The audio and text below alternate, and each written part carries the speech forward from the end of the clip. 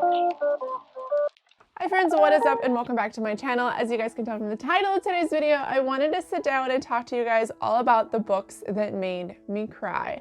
Now, I know this is a video that I've seen around a lot actually, but I wanted to sit down and give my 2 cents on things and why books actually make me super emotional, what about books make me emotional. But I'm gonna go ahead and give a little bit of a disclaimer here. Pretty much everything makes me emotional. I do have anxiety, I don't know, I'm just a little bit of a weird kind of person, I think, to begin with. So I do get emotional about many things, but I thought it would be kind of fun to talk to you guys about why certain books make me emotional, why certain books make me sad. I feel like a lot of these people have probably read, and it would be fun to sit down and talk to you guys about why they make me cry. So I'm gonna go ahead and get started and talk to you guys all about my favorite books that have made me cry. So the first book I want to talk about is actually a book that I've spoken about a lot on my channel. It was actually my favorite book of 2018, I think, 2017, 2018, and that would be We Are the Ants by Sean David Hutchinson. This actually follows our main character, Henry, and he lives a very broken life. He has a mom that's not really present. He has a brother who's a little bit of a shithead who got his girlfriend knocked up. But the big reason why I feel like this book got to me is because Henry is a gay character and his boyfriend, his longtime boyfriend, who he absolutely loved, they had a great relationship, ends up killing himself. And just living with being still alive when someone that you care about has killed themselves, like the guilt that you have, like survivor's guilt in a way, I feel like that really made me super emotional. Henry obviously really cares about his boyfriend. He obviously is just trying to pick up the pieces and make things work after that has happened. And he does struggle a lot in this book. That is why I think this book made me so emotional, because it felt so real in a way. And I feel like Sean did a really good job of bringing that to life. And it was definitely more of a, like when I was reading it, it was as if I was there. It was as if I had friends that had done this or that I had done this. And it was just like the survivor's guilt and living with that. And even though this book is a little bit fantastical, there are aliens in it, it still really struck a chord with me, and I would definitely recommend it if you're looking for gay rep and you're looking for something a little bit more hard hitting, for sure. This book definitely has that. Now the next book that made me cry for a few reasons, and that'd be Josh and Hazel's Guide to Not Dating by Christina Lauren. I've heard some reviews of this recently and people are like, wow, I really hate Hazel, and I'm just like, wow, I hope you never meet me then, because the reason why this book made me so goddamn emotional was because I really identified with Hazel. So Hazel is she's very manic in a way. She likes to just do things spur of the moment. She's constantly just like rearranging her house or rearranging her life in a way. And she really struggles with that. And she really struggles with people thinking she's fun and cute and then getting tired of having to deal with that with her constant up and downs. And I really identified with that. So a lot of the time in this book, if Hazel was celebrating or was really happy, I was crying for her in that way. If she was really sad or something was happening like negative, I was crying in that way. So this book made me incredibly emotional, and I know it's not everybody's favorite, but for me, it's definitely mine because I really felt like me and Hazel were the same person. I mean, obviously the story is fiction, and I would never, like, the situation that happens in this book would never really happen to me in real life, but I do still really feel a deep connection with Hazel as a character. She's my favorite female character in a book ever, and she might be my favorite character in a book ever at this point. I just genuinely loved her. The next book I have here is a book that I did a review for. I'll list it up in the cards. I did a review for it a very long time ago, but it'd be Turtles All the Way Down by John Green. The reason why this book made me cry, I was like, I don't even know, like 30, 40 pages into it and already bawling my eyes out, because John Green does suffer from OCD. And if you're not familiar with OCD, it is a mental health disability that really just takes control and you're not able to get away from it. It has something called thought spirals, which are essentially just that, like you spiral into your thoughts and you're not able to break free of them. And John has that kind of OCD, and this character also has that kind of OCD with a little bit of like fear of contamination and such. And I really identified with that. And it was the first book I'd ever read that really showed my type of OCD, well, one of the types of OCD that I have. And I felt so seen, and knowing that John struggles with it and knowing like how hard it may have been to write this and how like it was just like peeking into his soul a little bit made me incredibly emotional. I adored this book. I know a lot of people didn't. A lot of people misdiagnosed her with having anxiety. A lot of the negative reviews I wrote, people were like, it was really hard to read because of her anxiety, or it was really, even if they knew it was OCD, they were like, it was really hard to read about her OCD. And I mean, I get it, but it kind of offended me at the same time because I was like, well, it's like realistic. Like that's what it's really like. But that's why it made me so emotional, because it was truly what it's like living day to day with OCD. And I loved this book, and I love John for putting out this book as well. I know that had to have been incredibly hard for him.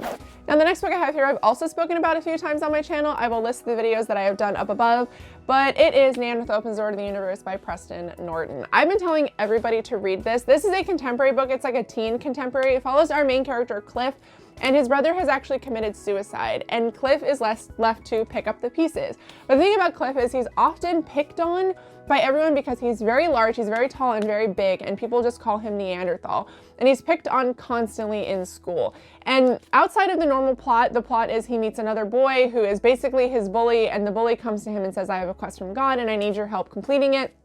And that's just like the other story. What I really liked about this book is just Cliff really dealing with being Neanderthal and finding himself and putting his world back together after his brother's suicide. And it was very heart-wrenching. Cliff has a really fucked up life. He has really shit people in his life, but he also has some great people in his life. The camaraderie in this, the friendships that he makes, just discovering himself made me incredibly emotional. This is a book that makes you laugh, it makes you cry, it makes you angry, but overall, I think this is one of the best books I have ever read in my entire life. Like I said, I did say this was one of my favorite books of last year, I do believe, and I read this in February of last year, and it was still my favorite book of the year. So definitely a hard-hitting book, but also like a little contemporary, kind of lighthearted at times. If you're looking for a book like that, you definitely like this one. Now, the next book I have here is a book that I read more so recently, I'd say within the last 5 or 6 months. It'd be Kings of the Wild by Nicholas Eames. This is a fantasy book. It follows the main characters. They are like Clay Cooper, just Gabe, Golden Gabe, Moog. I love Moog. Anyway, it follows a bunch of characters. Primarily, it is told from Clay's perspective, however.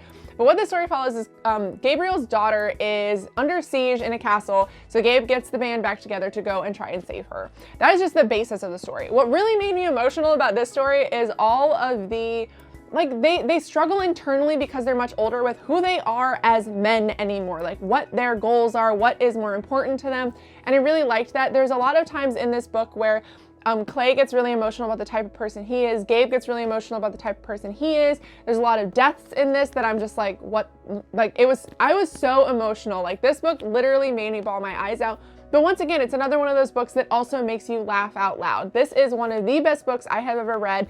If you're looking for fantasy, but you're looking for something kind of funny and quirky at the same time, you'd really like this. There are gay characters in this. Moog is actually gay, and I really appreciated that. There's a lot of representation in this series as well, and I really enjoyed that. But like I said, it did make me incredibly emotional. Everything that the band goes through, I was like, every 20 pages was crying, and like the other 20 pages, I was like laughing. It's definitely one of those books that makes you feel all spectrums of like happy to sad constantly, and I really liked that. And this book really holds a very special place in my heart as one of my favorite books of all time. I've recommended it to pretty much everybody at this point. The next book I have here is a book that made me emotional for many, many reasons, and that would be A Big Ship at the Edge of the Universe by Alex White. As you guys know, I love Alex. I think that they can, at this point in my eyes, do no wrong, but honestly, I think that they're a great person. But what I really liked about this book are the characters that they write. There is our main character, Boots, and she is a little bit older. She was in the military, but she decides to try to leave, and she makes a life for herself, essentially hunting down old artifacts. And she is reunited with the people that she used to be in the war with, and a little bit of shit ensues, but that's like the primary part of the story. They're essentially trying to save the galaxy. But what really made me emotional about this story is the characters. Once again, I think what really gets me are characters in books. I always really feel for them. And Boots is definitely a character that I felt for. She is, like I said, a little bit older, and she struggles a lot with kind of like assimilating back into the group in this book. A lot of people do treat her like shit because she did essentially abandon the army, but not really at the same time. And she gets wrapped up in this, and she doesn't want to be there. And there's a lot of death in this book that makes me it made me gasp when it happened. And There's a lot of violence and a lot of just like backstory in this. And I really felt that because I cared so much for the characters when bad things were happening to them. I was really sad and I was really feeling that. And I think that it says something about Alex to be able to convey characters like that and make you truly love them. But this is definitely a book that I would recommend if you are really attached to characters and you like just like characters in general, like that's your favorite part of books. While the plot in this is amazing, I think the characters are really, really what make this book special. And the last book I have here is actually part of a series, and I could really say all of these books, but I think this is the one that impacted me the most because the other two that follow this are a little bit too similar to the first one. So I feel like the overall like, oh my God, I'm so sad factor really happened in this one. And I feel like a lot of people have read this, obviously. It'd be Illuminate by Jay Kristoff and Amy Kaufman. I love this book. I love this series. I did a whole review on the entire series when the last one, Obsidio, came out. But essentially this book follows Katie and Ezra, and they are on a ship when basically all hell breaks loose on the ship that they are on. But the reason why I really like this is one of those books that makes you question who's gonna make it out alive. And there's a lot of times in this book where you worry about characters dying, and I feel like the characters, once again, are what I really liked about this. The plot is pretty basic, I think, to me, but the characters really carried it for me, and I really cared about them. So every single time something bad would happen or something, you know, you were really worried about stuff, I feel like this is probably Jay's part. He really ripped your soul out when it came to like character deaths in this book or character almost deaths in this book and just like backstories on characters. And I was so fucking emotional reading this book, and it's done in a very different format. It's not written like traditional books are. It's written in like email or like notes, and it's just very different. But to be able to convey that through that type of writing and really make you care for the characters and really make you super emotional about what was happening to them, I think like 10 out of 10, like they were great at that. But I really like this series, and if you haven't read them, you definitely should. I know they're definitely one of those hype series, and I would say the first one's definitely better than the other two, but the other two definitely are good still. I said definitely like 6 times, I'm really sorry. Either way, I really like this book. I really like this series.